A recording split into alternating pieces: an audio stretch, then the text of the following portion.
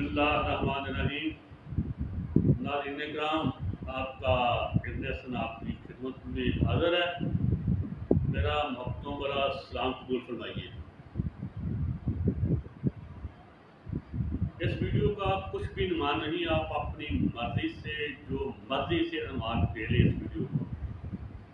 پنجابی میں کہتے ہیں جیسا منہ ویسا تھپڑ، یا پھر کہتے ہیں اردو میں جیسی روح ویسے فرشتے، یا پھر کہتے ہیں جیسے اعمال ویسے اس کی جزا اور سزا۔ ہم حکومت کے بقول 24-25 کروڑ ہیں، لیکن میرا خیال ہے کہ ہم 26 کروڑ سے کم نہیں، ہم غلاموں کی تعداد۔ ہمارا وتیرہ میرے سمیت، میں اکثر یہ اسٹیبلشمنٹ کے ساتھ نالا رہتا ہوں، ان سے شکایت مجھے رہتی ہے، لیکن وہ میری شکایت غلط ہے، اور ہم سب اسٹیبلشمنٹ کو بلا وجہ برا بلا کہتے ہیں۔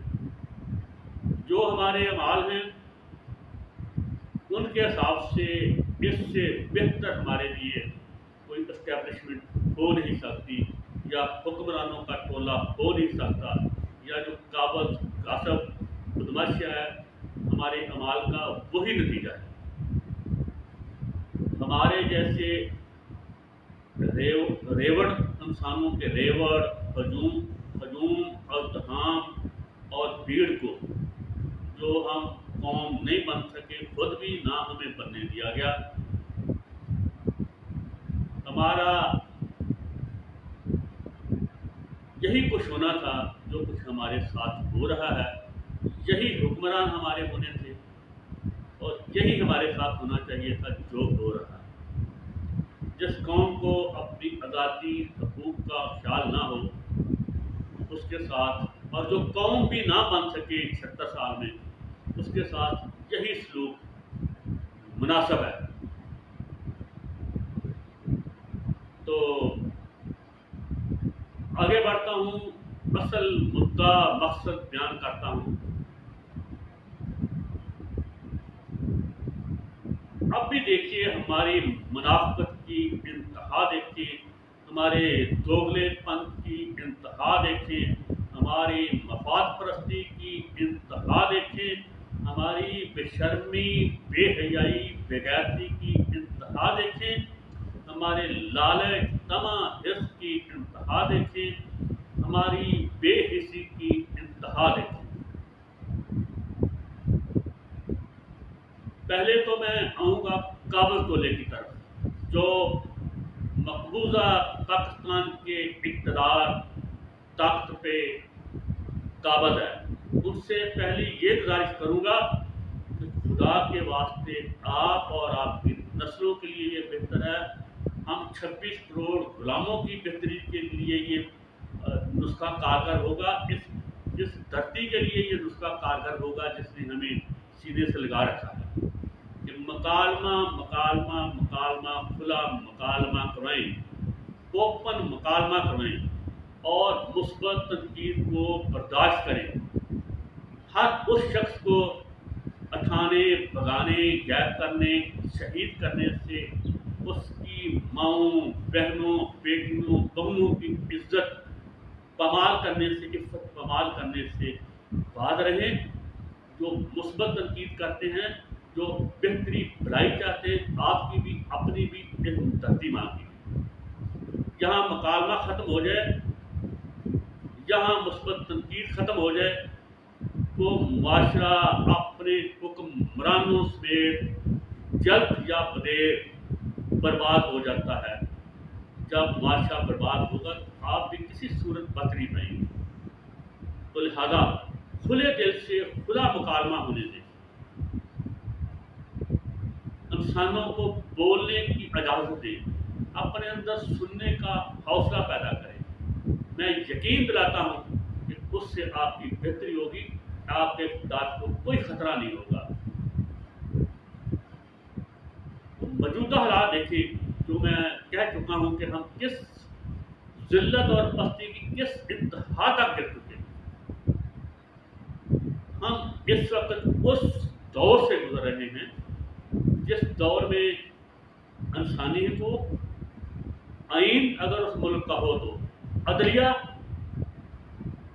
یہ بے بس ہوتے ہیں، یہ ہوتے نہیں، ان کو اٹھا کر کوڑے دان میں پھینک دیا جاتا ہے۔ وہ ایک خاص ہے، وہ شاید اب یہ ہائیبرڈ قسم کا وہ ماحول ہے، وہ لاشا کو کہتے ہیں، میں وہ نہیں کہنا چاہتا کہ یہ ہے۔ 1.5 سال سے تو سابقہ اپریل سے وہی ہے ہائیبرڈ ماشاء اللہ میں کہہ دیتا ہوں، لیکن 3-4 مہینوں سے تو جو مئی سے تھوڑا سا پیچھے چل کے جو بدترین حالات ہیں وہ تو ماشاء اللہ پلس سے بھی بدترین ہیں۔ لیکن یہ ہائیبرڈ ہے، اس کی ہائیبرڈ چیزوں کی یہی خوبی ہوتی ہے کہ وہ نظر نہیں آتی۔ ہائیبرڈ وائی فائی ہو یا ہائیبرڈ ماشاء اللہ ہو یا کچھ اور ہو، وہ نظر نہیں آتی۔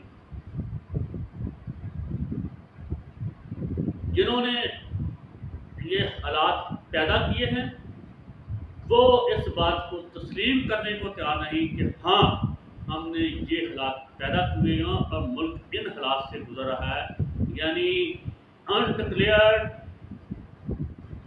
ہائی فائی وائی فائی انہی حالات سے جن میں آئین معطل ہوتا ہے، عدلیہ کھلے لینے لگ جاتی ہے، انسانی حقوق نام و نشان نہیں رہتا، اس کے علاوہ میڈیا بھی خاموش دھیما دھیما ہوتا ہے۔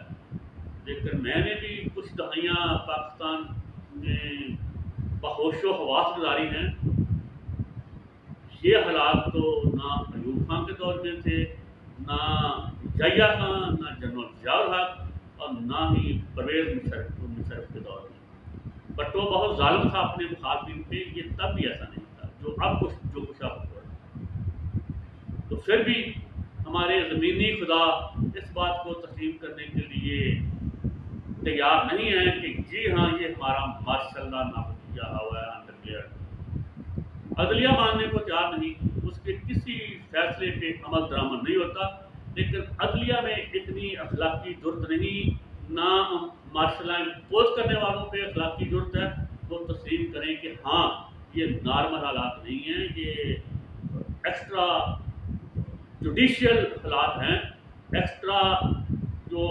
کانسٹیٹیوشنل انوائرمنٹل ہے، یہ آئین سے بالا تر حالات ہیں، آئین کو ردی کی ٹوکری میں پھینک دیا گیا ہے۔ جو نامزد حکمران بیٹھے ہوئے ہیں، پپٹ ہیں یہ سارے، وزیر اعظم، وزیر داخلہ، جتنے بھی ہیں 13 جماعتیں، پی ڈی ایم کا راحت حمایت پیپل پارٹی وہ بھی حکومت میں شامل ہے، یہ بھی ہماری طرح منافق ہیں، یہ مانتے نہیں کہ یہ پپٹ ہیں اور اصل اختیار کہیں اور ہے۔ ان کسی میں اخلاقی جرت نہیں، حکومت میں اخلاقی جرت نہیں کہ یہ مانے کہ یہ پپٹ ہے، اصل اختیار کہیں اور ہے۔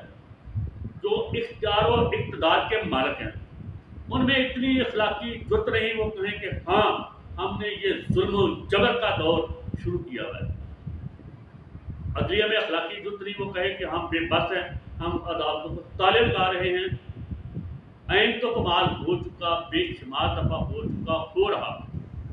جنہوں نے آئین پامال کیا ہے ان کی سزا آئین سے بغاوت گرداری کی سزائے موت ہے، لیکن کوئی پوچھ نہیں رہا۔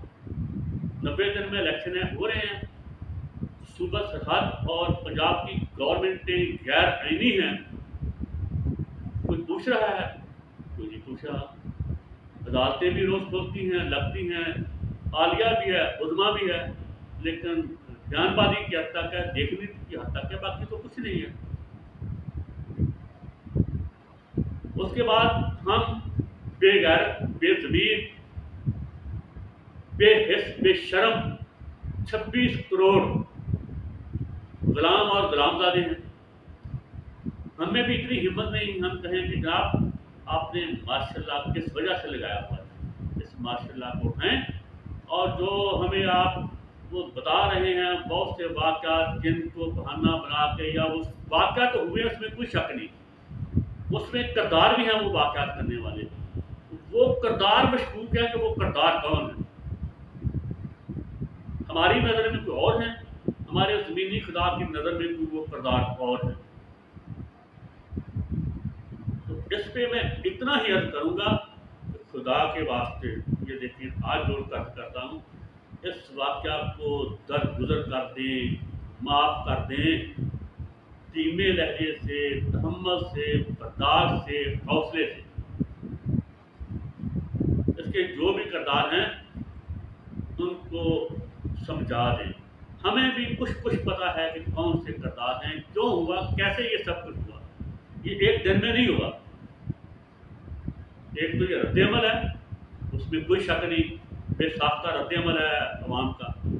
دوسرا اس کے علاوہ پس پردہ بھی بہت سی چیزیں ہیں جو میں اپنی جان گنوانے کے ڈر سے نہیں کہہ سکتا۔ اگر مجھے ایک کونے خدرے میں پتہ ہے، میں جو مردم بیدار انسان ہوں، کسی سے ملتا جلتا نہیں، میڈیا سے میرا کوئی تعلق نہیں، اگر مجھے پتہ ہے تو سب کو پتہ ہے کہ اصل حقائق کیا ہے۔ لہذا کل ہماری آنے والی نسلیں اس پہ ہنسیں گی، مذاق اڑائیں گی، تاریخ ہمارا مذاق اڑائے گی کہ یہ کیسے احمق بیوقوف 26 کروڑ غلام تھے، ہمارا تو اڑائیں گے، وہ ہم پہ کابل غاصب جابروں کا بھی مذاق اڑائیں گے کہ ان احمقوں بیوقوفوں کو اتنی عقل نہیں تھی، یہ کس زمانے میں کیسے ناٹک پر جاتے تھے، کیسے جو جن کا کچھ سرو پیار نہیں وہ ڈرامے کرتے تھے۔ یار عجیب یہ کاریگر تھے، کاریگری تو اچھی کر لیں، یہ اس کاریگری کا کیا فائدہ جسے میرے جیسے سمجھتے ہیں، میرے جیسے احمق سمجھتے ہیں۔ ایسی کاریگری تو چلتی نہیں۔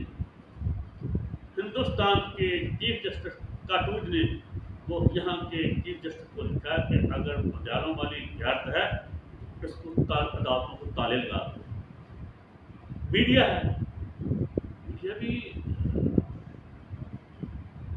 وہ اپنا کردار ادا نہیں کر رہا، وہاں بھی اب سکوت مرگ طاری ہے، یا اشتہار کر رہے ہیں، یا وہ سرکار جو کچھ کہتی ہے وہ کر رہے ہیں، یا ایک اور دفتر سے جو کچھ آتا ہے حکم اس کی تمیز ہوتی ہے۔